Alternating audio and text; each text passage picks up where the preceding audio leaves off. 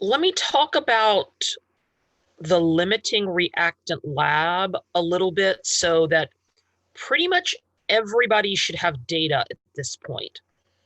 Some of you have me, some of you have somebody else for lab, but we're done with that lab cycle, including any of the drying and weighing of the limiting reactant products.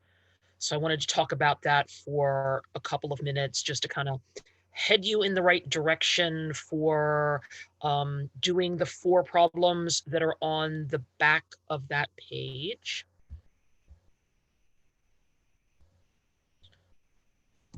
So let me find the whiteboard here.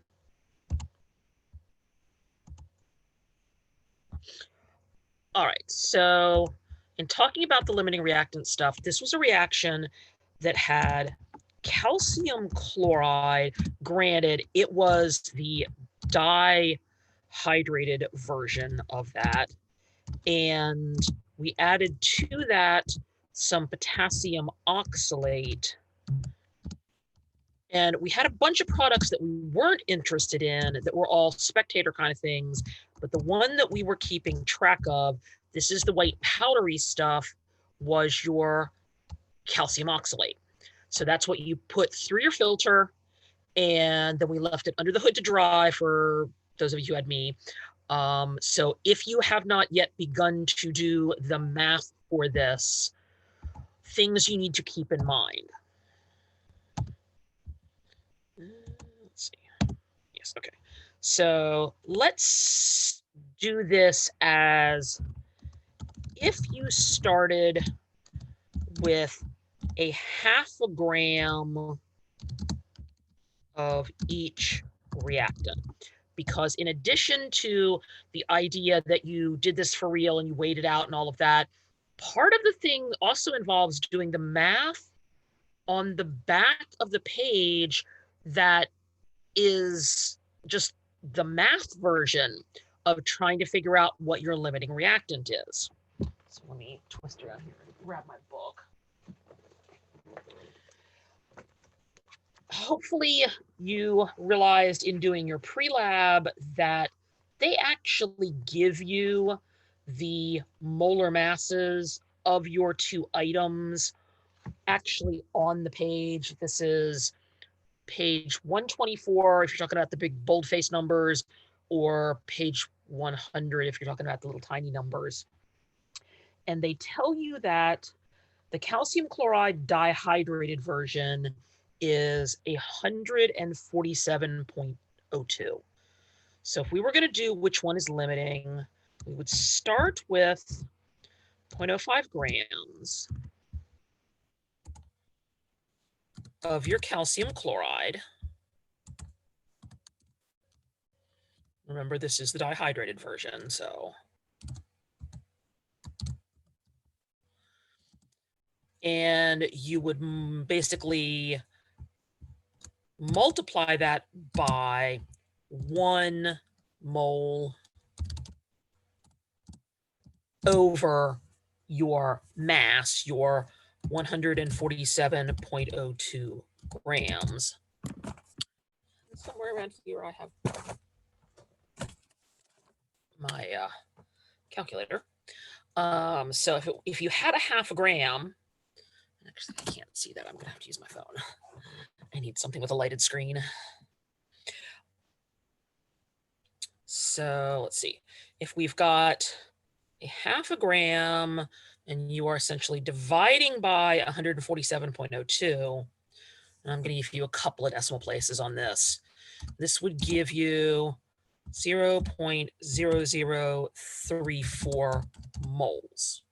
All right, so we're halfway there.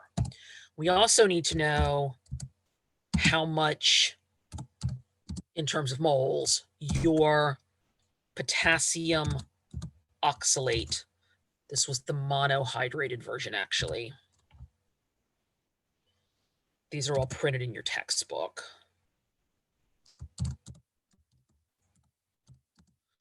So that one we're going to multiply by 1 mole over, and this one also they gave you a mass for of 184.24.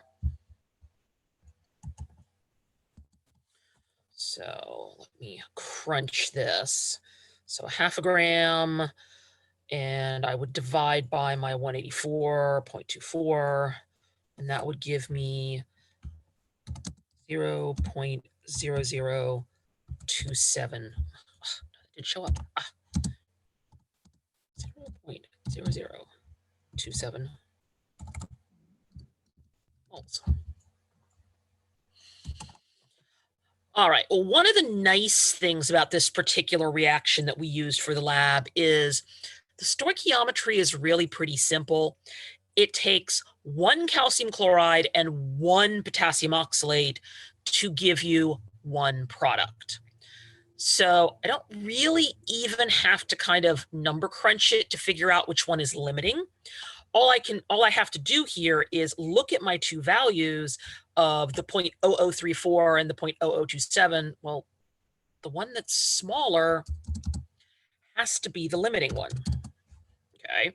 So that means for this particular case, my potassium oxalate would be my limiting one. And that's one of the things that it asks you to do for part of your calculations is convert both of them from the grams that you weighed out over into moles, and then based upon the one-to-one stoichiometry, whichever one is smaller automatically means that that's your limiting one.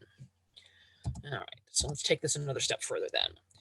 I want to figure out how much theoretical yield. So back to that one-to-one stoichiometry. 1 calcium chloride and 1 potassium oxalate gives you 1 calcium oxalate. So I can use my smaller number, 0.0027. And this one has, and again, I'm looking at my textbook here.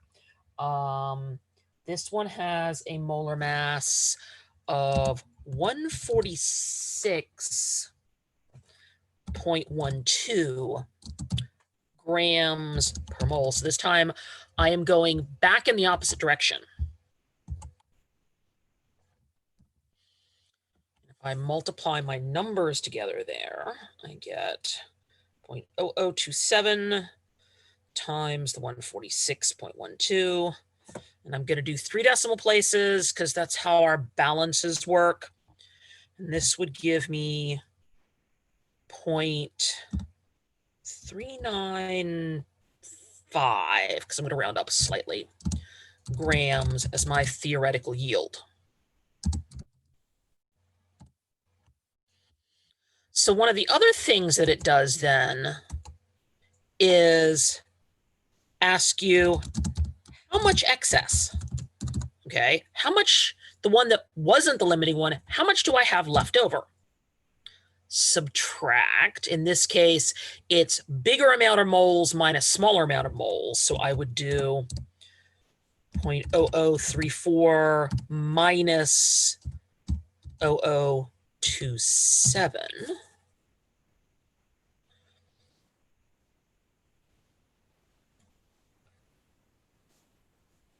And that would give me 0.0007 moles. And the one that's not limiting in this case was the calcium chloride one. My little box is being temperamental here. Calcium chloride. And I'm going to multiply by my molar mass again then. So 147 rather, 0.02.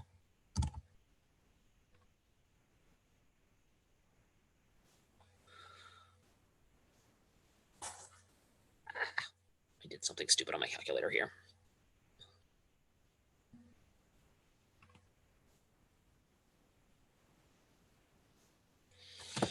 Gives me 0.103. I should round up.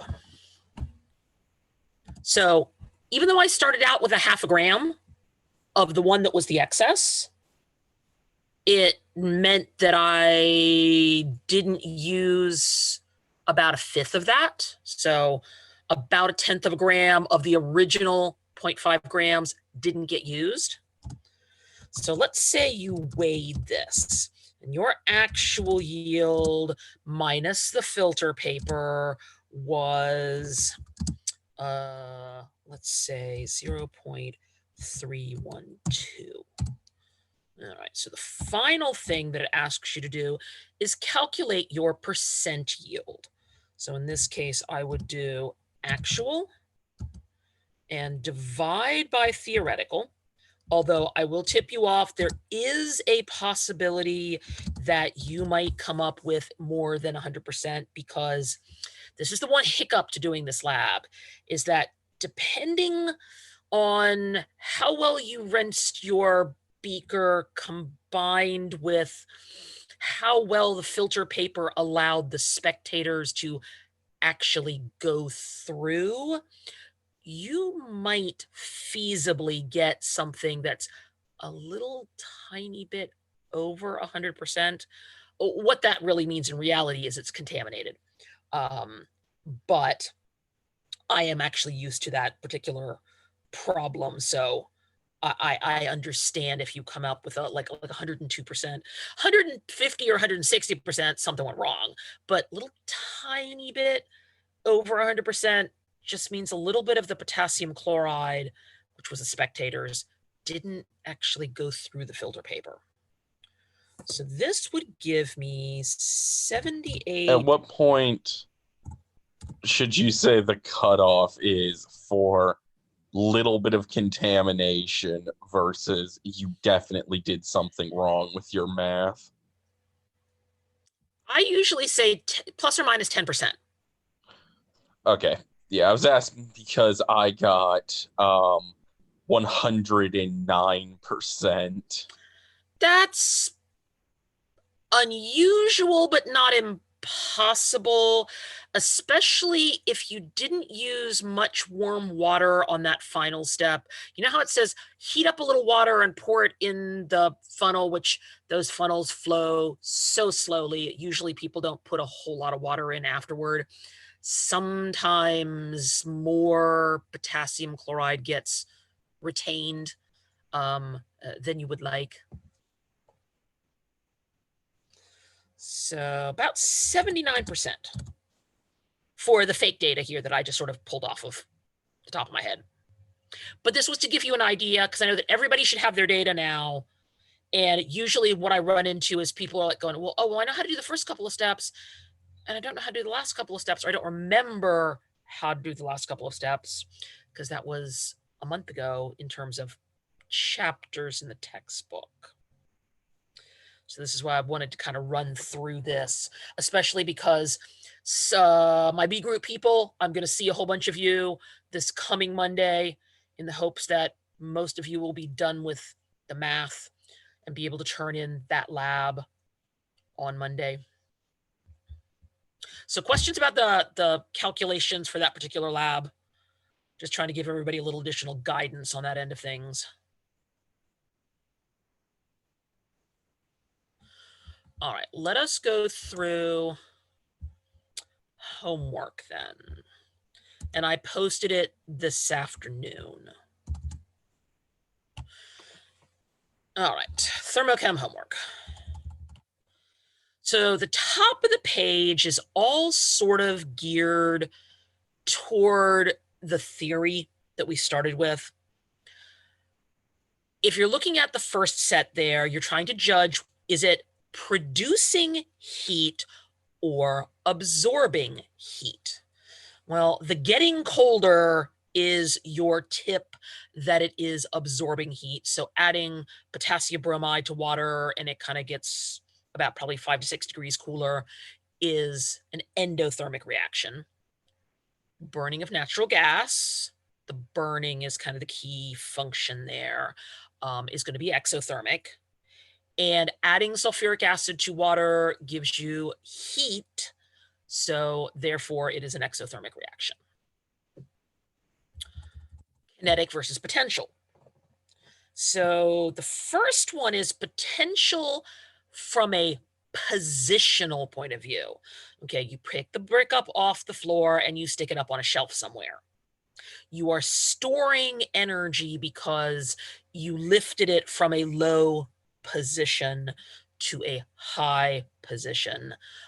That is a way to store potential energy. The steam engine heading toward Denver, it's in motion. So therefore it's kinetic.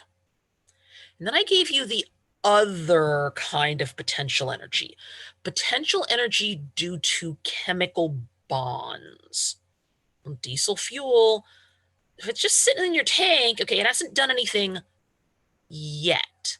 Yet being the key word there. It has the potential to make your truck or whatever it fuels run, but until you actually turn the key and use the engine, it just has the possibility. And I realized later when I was grading this that somehow or other, I can't count because I went number one, number two.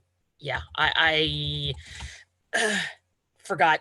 Apparently, probably means I got interrupted when I was typing homework and didn't renumber my problems. But anyway, sulfur and oxygen make sulfur dioxide. You have an enthalpy value for the reaction that is a negative 296. So I gave you two different sets of information that use the same original idea. One of them starts with 275 grams. So this is a two-step reaction in that first you need to divide by the atomic weight of sulfur, which is the 32, then multiply by your kilojoules per mole. That way moles cancel out and you are left with kilojoules. The second part of that, I just gave you moles. You don't need to do a conversion from moles to anything else. You can just take your 25 moles and multiply by your enthalpy. The moles cancel out and you end up with 7,400. Now, both of these should be negative values. This was an exothermic reaction, therefore its enthalpy value was negative. Then we head into the specific heat equation, Q equals Cm delta T. The first one involves a piece of aluminum, and I gave you the specific heat so that you didn't have to go digging to look it up. Specific heat for aluminum was 0.9. My Q is my unknown. I have C of 0.900. I have M as 850. And then I have a 94.6 and a 22 as my benchmarks for my temperatures. That's 71.8 degree temperature difference. Multiply it all together, and you get 54,927 joules. I didn't specify whether I wanted the answer in joules or kilojoules, so either one was acceptable as long as you have it labeled correctly. The next one solves for a different piece of the same equation. This one calculates the specific heat for the piece of lead. Now, granted, I just invented some numbers. Okay, I didn't. Somebody actually asked me a question of the fact that it didn't match. It actually wasn't supposed to match. It was just kind of ballparking it for the purpose of creating a problem. I added 78.2 joules. The C is the thing that I don't know. It's a medium-sized piece of lead. It's 45.6 grams. And I just gave you a absolute value of the change in temperature of 13.3. Multiply your two known values together on the right-hand side. Do your little algebraic rearrange. Finish your division. And you should get 0.129. Then we switched over to a heat of solution. And I gave you a value for calcium chloride. Calcium chloride, which is what they put on the roads to dissolve the ice in the wintertime. And it is a negative 81.3 kilojoules per mole. It is an exothermic reaction. This is another one that has two steps to it. I did it kind of as two separate steps. If you did it all the way across in one step, that doesn't give you a different answer. Take your 5 grams, divide by the molar mass, 110.98. Gives you 0.045 moles. Then pull down the number from above, the negative 81.3, and that gives you negative 3.68 kilojoules. So then we hit Hess's law. For your second given equation, in order to make it have the hydrogen peroxide on the side that will allow some canceling out, you need to flip it. But you also need to multiply the entire reaction by 2. And hopefully that's readable. I tried to use there's a function on Microsoft Word that's called strikeout, and I tried to kind of use that as a way to put the lines through the things that actually go away, because they are both on the left-hand side and the right-hand side. All of your hydrogen peroxides go away, left-hand side and right-hand side. One of your oxygens goes away on the left, and the one you already had on the right goes away. So when you total this down, you get the thing you are looking for, 2 hydrogen molecules plus 1 oxygen molecule gives you 2 waters.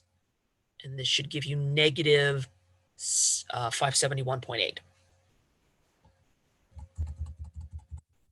We kind of hop back over to the specific heat equation again. I confess I stole this one from a online homework set that we used a couple of years ago for the different textbook, and I really liked the problem. I thought it was a kind of a fascinating, applicable problem. So I gave you meters, but you really need cubic centimeters in order to make this work on a having everything in the right unit point of view. This is why it says assume 1 gram per milliliter, because 1 milliliter and 1 cubic centimeter are the same thing. So 800 long, 600 wide, 120 centimeters deep. This gives you 5.76 times 10 to the 7th. Then pull it into your specific heat equation. It's water. Water has a specific heat of 4.184. Pull your value down for your mass, and your temperature change is from 18 up to 25. So that's a 7-degree temperature change. Multiply everything across, and it did actually specify how many kilojoules, in part because it's such a huge number, is why I wanted it in kilojoules. First, I did the math and got joules, and then I moved my decimal place to convert it over to kilojoules. Should be 1.69 times 10 to the 6th. I saw a few errors in where people placed the exponent. Keep track of your decimal point when you're doing these kind of problems. Now, the next one is the messier one. This one you had to do something to each of your 3 given equations. The first one, you need to flip and multiply by 2. The same is true of the second one. Flip and multiply by 2. And then I gave you the tip of start with multiplying the third given equation by 4. That will help to make sure that everything cancels out the way it's supposed to. So here's how it all totals together. You end up with 4 nitric acids, 2 N2O5s, and 2 waters, and a positive 153.2. For the next one, 2 waters, 2 hydrogens, 1 oxygen, because it was a half an oxygen, gives you positive 571.6. Now, the third equation, you didn't flip. So it actually retains its negative sign. You did multiply by 4, so it's negative 696.4, but you do keep that negative. I canceled out all the things I needed to, including, and actually I realized, I think I didn't cancel out, because I couldn't figure out how to put a hash mark and write a number above as part of the problem. So in the math here that I showed you, it looks like I still have an oxygen remaining on the right-hand side in that middle equation. It actually goes away entirely. If I was doing this on the board, it's like you put a hash through the 1 oxygen there, and then the 6 O2s decreases by 1 and becomes the 5. Like I said, I couldn't quite figure out how to do this digitally without making it look really hard to read. So I kind of just left it as it was. If you use your textbook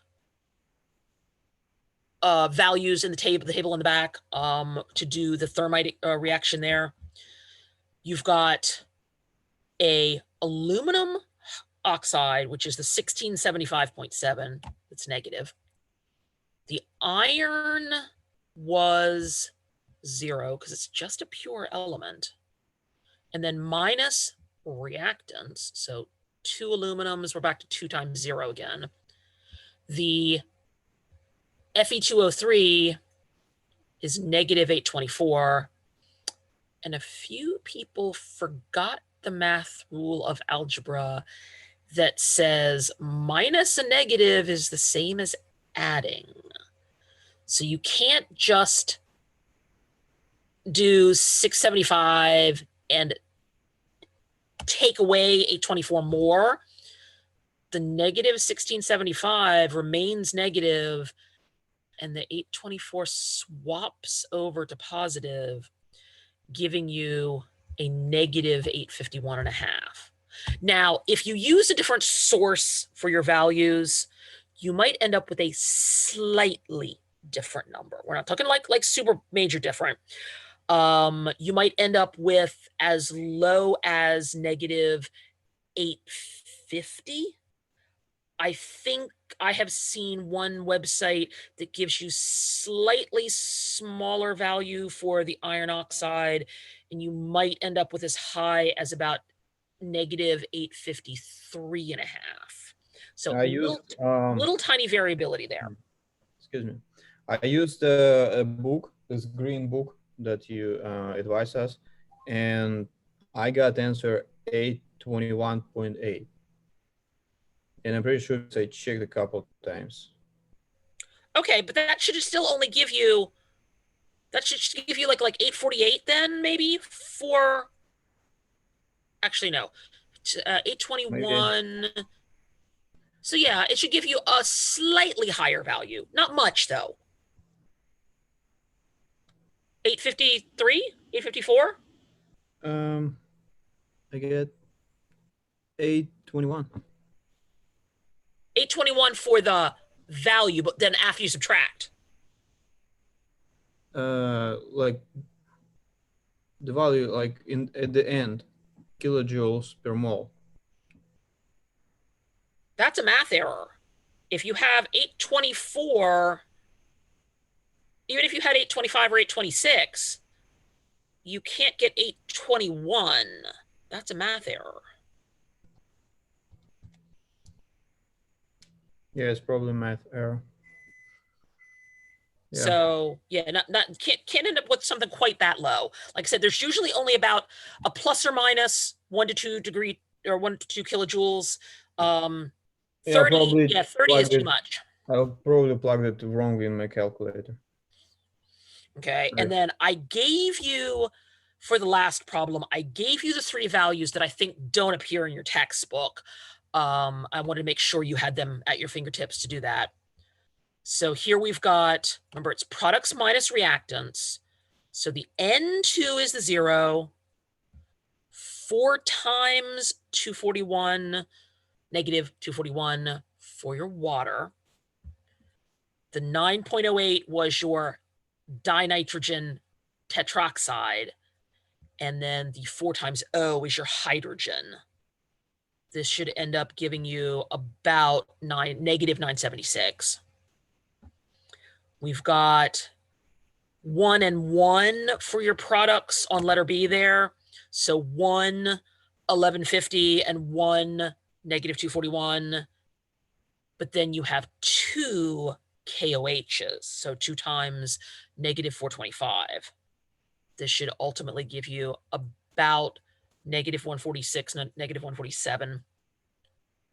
And the last one has somewhat bigger coefficients. We've got 2 of the 399s, because the 399 is the iron chloride one. And we've got 3 times the water molecule value. 824 is your iron oxide, and 6 hydrochlorics, that's the negative 92. I crunched all the way through my numbers there.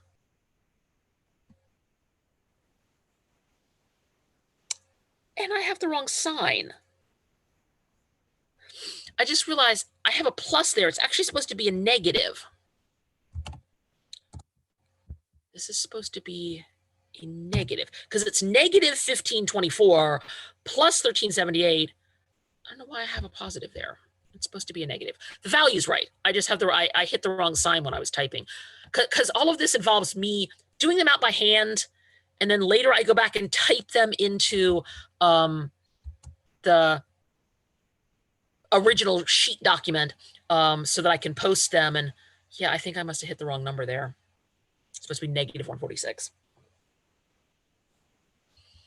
So questions about the homework problems before I talk about the test layout.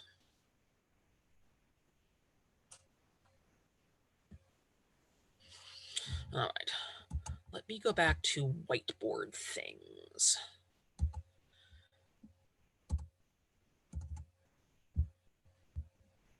We're gonna clear this. Clear thing. Okay.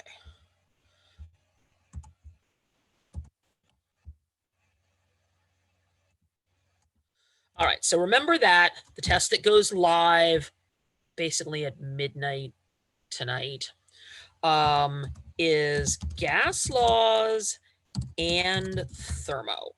So we've got chapter 9 stuff, and the gas laws started with some basic theory stuff, and we talked about units. The units that we spent some time on were pascals, which should be capital P actually, and torr, which also known as millimeters mercury, and atmospheres. Yeah, we talked about PSI just a little bit, but pounds per square inch are not really truthfully a chemistry physics unit. They're more of a modern applications unit. So we kind of did one example about that, but that's about it. Make sure you have at your fingertips the conversion factors for these, because like the homework problems, keeping in mind that 760 torr or millimeters of mercury are in an atmosphere, but 101,325 pascals per atmosphere. And you can also then set pascals and torr equal to each other. We moved on to, and I can't do subscripts on here. We moved on to Boyle's law and talked a little bit about how that works. P1V1 equals P2V2. The assumption being that you're not changing temperature at the same time. Then we moved on to Charles' law, which is volumes and temperatures, and volumes and temperatures, again, V1s and T1s, and V2s and T2s. That one assumes that you're not changing pressure at the same time. And all gas laws must be in Kelvin for temperatures. Otherwise, you end up with weird answers. Then we did Gay-Lussac's, also known as Amintons. That bugs me. This is the only textbook I've ever used that calls it by that name. But truthfully, it doesn't matter what it's called. It's pressures and temperatures. Volume is your unchanging. We did ideal gas law, PV equals nRT. We did the variation on the ideal gas law, which is dRT over P. We did PV over T and PV over T. This one's known as the combined gas law, which actually means you could change more than one thing at a time. That's the beauty of that particular reaction. And I can't do square roots on the whiteboard here, but root mean square velocity. Has some square roots in it. Make sure you convert the molar mass part of that particular reaction to kilograms per mole. Tack a times 10 to the negative third on it. Also keeping in mind that most of the time, root mean square velocities are in 3 digits. They're seldom below 100, and they are seldom above 1,000. So like 999 is kind of the upper limit of normal velocity. We did effusion, Graham's law of effusion. This is the one that looks like it has square roots on both sides, but really, truthfully, you don't do anything to the left-hand side of the problem at all. You're really only doing math on the right-hand side of the equals, which is weirdly deceptive, but that's the way the reaction works. And Dalton's law, which is like P1 plus P2 plus P3 equals the total. Parts add up to the whole is kind of what that boils down to. In a lot of ways, with the exception of the theory stuff, and we did a little bit of kinetic molecular theory. I spelled theory wrong. With the exception of a bit of kinetic molecular theory, this is really, in a lot of ways, a plug and chug chapter. A lot of this is based upon looking at the information in a problem and figuring out which equation you need, and then you just have to crunch it.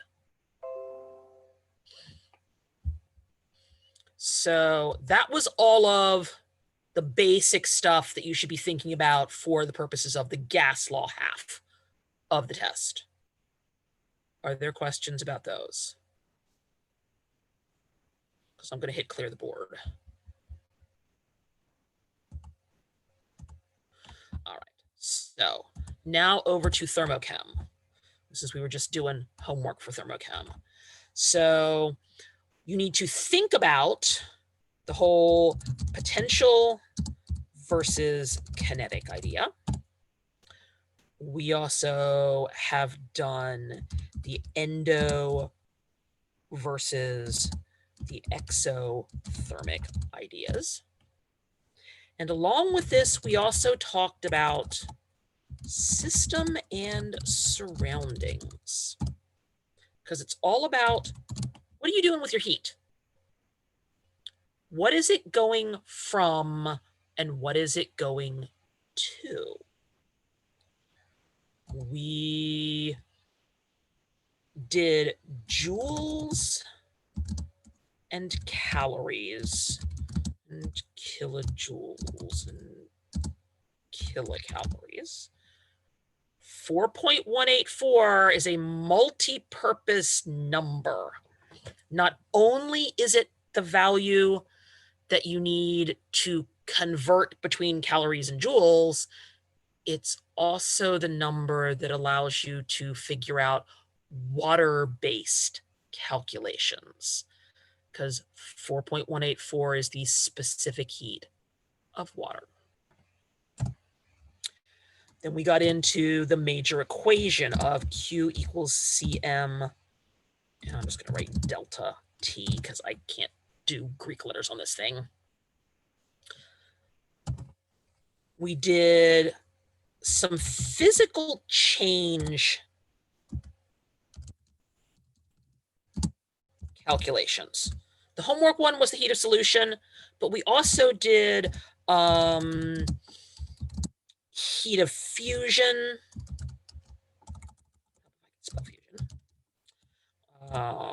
We did heat of solidification, because they're back and forth on that same solid to liquid idea.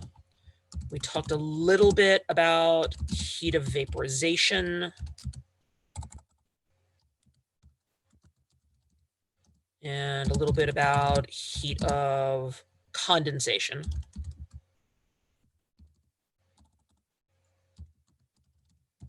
Heat of solution. All of those kind of function the same way. They have a value for the H, the delta H. And a lot of times you have to convert from a gram mass over to moles as your first step before you use your delta H value. And then we did Hess's law. Remember, Hess's law rules say that you can multiply or divide. You can also flip, okay? But flipping means you changed your sign. This is the most common math error that people make, is that they do all the math right up to a certain point and they flip something and forget to change the sign. So beware of keeping track of your signs when you're doing these. And the last segment of that chapter is kind of like number 10 in the homework, heat of formation calculations. I think I included all the values that you need in the problems. You don't have to look them up in your textbook in order to do those types of problems. There is one limiting reactant lab problem. And there is one, hang on, my brain is just like gone. It's like, I'm trying to remember which lab we did with that. Oh, copper cycle. Okay, there's one copper cycle question. Because I've been trying to integrate just a little smidge of lab kind of across into lecture stuff just a little bit. So I'm going to put just one. There's one limiting reactant problem and there's one copper cycle problem. So since you're allowed to use your notes, your textbook, your lab book, your homework stuff, okay, not each other, not the internet, because it's still got the lockdown browser thing. Make sure you have your lab book somewhere where you can grab it. You may find that helpful to remind you of how to do certain things. Make sure they're only worth 1 point, okay? They're 1 or 2 points. They're not worth very much. Okay. Just joking. You know, I swear, it took me 2.5 weeks to type this test because it took me 1 entire day to figure out how to convince Canvas to let me access the Greek symbol chart so that I could put deltas in front of my H's when I'm creating the problems. Yeah, that was seriously annoying. Typing these tests takes at least probably way longer than it takes you to actually take the test. You get the standard 4-hour, 240-minute time frame, which should be fine. There's a similar number of problems as the past two tests. There's about 40-ish. Some of them are multiple choice. There's one matching set. There's a couple of put one word in, although I didn't do the fill in the blank thing in terms of coding it into Canvas, because that causes me problems apparently, because if somebody puts an S on something, it counts it wrong if I didn't put an S on the answer. So I just called that an essay question, even though it's just a word or two. That way it's easier for me to just look at it, and even if you misspelled it, as long as I can tell that you used the right term, that makes it easier from the grading point of view.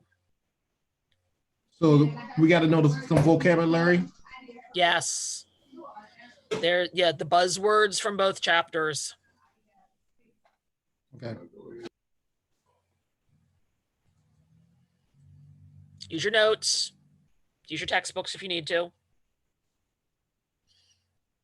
Other questions? So it turns on tonight, like a minute after midnight. You have all the way until, I think, 1 minute before midnight on Monday night. So that should give you a 4-day window. Because a lot of people, I know that it's sort of an open book test, but I know that a lot of people want to go back and review stuff before they start taking the test. So that should give you like today and Saturday if you want to take it on Sunday or Monday. Other questions about test related stuff? I don't want to get into the more into the quantum chapter until after we get done with this test. So more quantum stuff on Tuesday. We'll get back into chapter. Okay, I always lose track of chapter numbers. I think it's chapter 6 in this textbook. It's all the quantum theory stuff.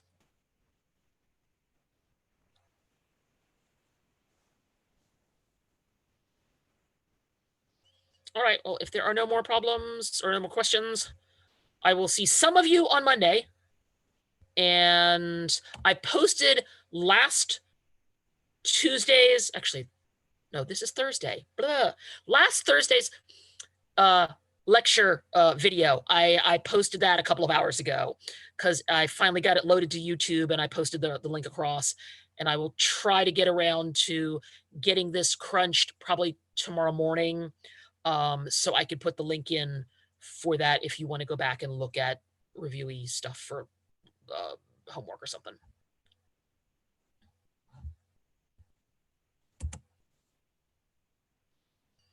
Otherwise, I will see you, most of you will. Some of you on Monday, the rest of you on Tuesday. Thank you, Professor. Okay, bye.